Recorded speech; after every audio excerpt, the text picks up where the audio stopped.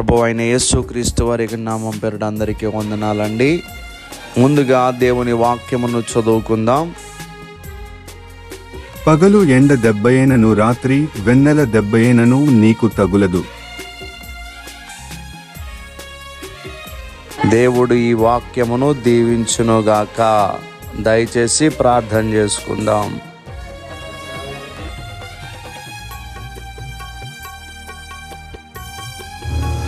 మమ్మలను అత్యంత మిక్కిలిగా ప్రేమిస్తున్న మా ప్రియపరులకు తండ్రి, మీ పరిశుద్ధమైన నామమును బట్టి వందనములయ్యా.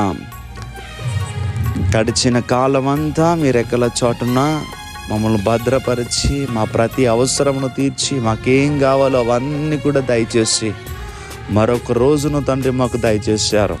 ఈరోజు నిబిడలు వారి యొక్క దినచర్యను ప్రారంభిస్తూ ఉంటుండగా నిబిడలకు సహాయము చేసి, మరి ప్రభువా, ఎవరు ఏ అవసరంలో ఉన్నారో మీకు తెలుసు, ఎవరి హృదయంలో ఏ వేదన ఉందో మీకు తెలుసు. వారి కుటుంబాలను బట్టి, వారి అవసరాలను బట్టి దుఃఖిస్తున్న వారి యొక్క దుఃఖమును ప్రభువా సంతోషముగా, నాట్యముగా మార్చే దేవుడవు నీవు గనుక వారు కన్నీరును తండ్రి తుడిచి మీ దైవ కార్యము వారి పక్షంగా జరిగించమని ప్రార్థన చేస్తూ ఉన్నాను. ఈ బిడ్డలు తండ్రి వారి పనులకు, వారి ఉద్యోగములకు, వారి వ్యాపారములకు మీ సహాయము దయచేసి, ఎవరైతే ప్రభువా విదేశాల్లో ఉన్నారో, ప్రభువా కష్టించి పని చేస్తూ ఉన్నారో, అలసటగా ఉన్నారో, అనారోగ్యంగా ఉన్నారో, అట్టి బిడ్డలను తండ్రి మీరు ముట్టి స్వస్థపరిచి వారిని చక్కటి ఆరోగ్యాలతో నింపండి తండ్రి. మాకు తండ్రి ఆరోగ్యము దయచేయు దేవుడవు నీవే.